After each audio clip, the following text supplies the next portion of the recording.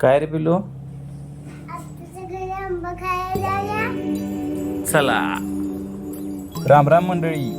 श्यामच्या आदेशानुसार आज आम्ही श्यामच्या आत्तूच्या घरी आंबा खायला जाणार आहे. जायची तयारी झाली. आम्ही जायच्या आधीच दर्श गाडीत बसलेला. मग आम्ही निघालो.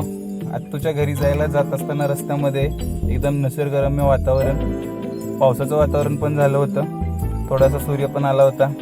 वातावरणाची मजा घेत आम्ही सगळेजण एन्जॉय करत करत आत्तूच्या घरी पोचलो. मग काय, श्यामच्या मामानी डायरेक्ट बागेत न्यायचा डिसिजन घेतला आणि आम्ही बागेच्या रस्त्याने निघालो. बागेच्या रस्त्याने जात असताना असा फील येत होता की आम्ही कुठल्या तर जंगलातच आलो आहे. इतकं खतरनाक वातावरण, इतकं मस्त वातावरण, निसर्गरम्य वातावरण होतं. मग आम्ही ट्रेकिंग करत करत करत करत निघालो शेताकडे जात असताना इतकं मस्त वातावरण होतं. त्या वातावरणात एवढं भारी वाटत होतं. एवढ्या भारी वातावरणात आम्ही निघालो शेताकडे जाताना ट्रेकिंगचा फील घेत घेत घेत घेत पप्पा, मम्मी, मी, आई, श्याम आणि श्यामचा भाव दर्श, आम्ही सगळे निघालो रानाकडे. हे वातावरण बघा.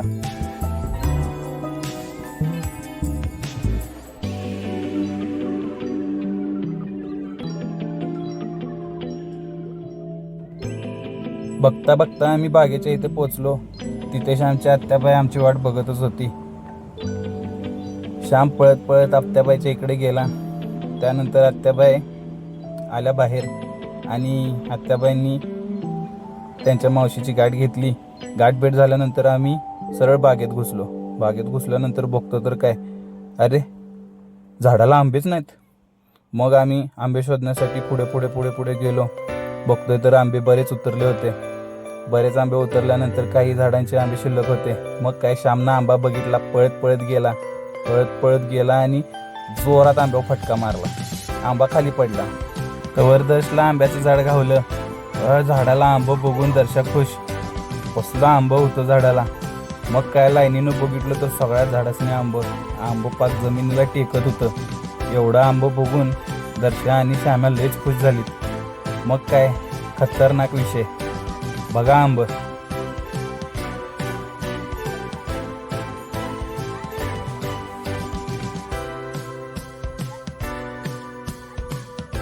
पडलेल्या आंब्याचा स्वाद घेत श्यामनं आपली मजा मारायला चालू केली.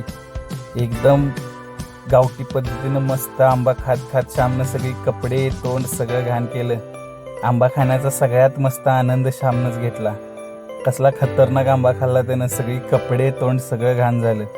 मग आम्ही आंब्याचं भरलं पोतं आणि पोतं घेऊन आम्ही निघालो परत घराकडे जात असताना मस्त पुन्हा एकदा आंब्याच्या बागेत एक चक्कर मारली.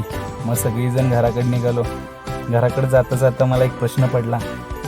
एवढं कष्ट, एवढ्या लांब वरती रान, एवढं वर रान करून, तिथं बाग करून, तिथंपर्यंत पाणी आणून, पाणी वगैरे घालून ह्या आंब्यातनं किती प्रॉफिट मिळत असेल आणि शेतकऱ्यांनी एवढं कष्ट करून त्यांच्या हातात किती पडत असेल, हा विचार करत करत करत मी पुढं निघालो.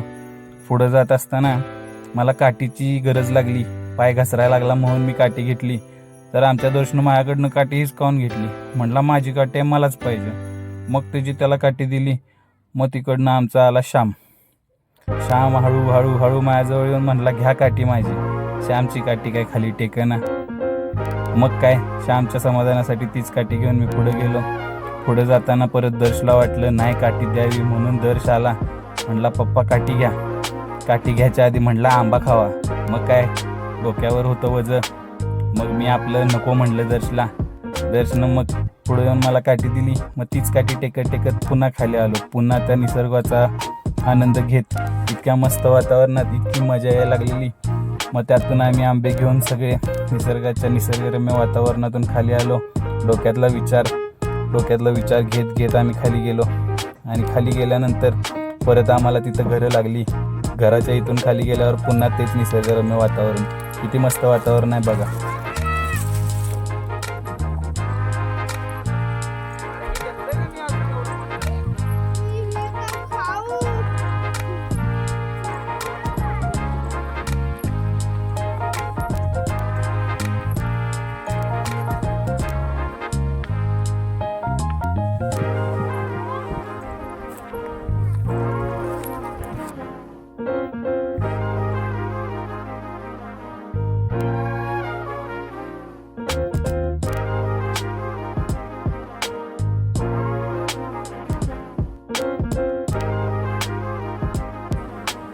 नैसर्गिक वातावरणातील हे ट्रॅकिंग केल्यासारखंच एक वातावरण, छान असं डोंगराळ वातावरण होतं.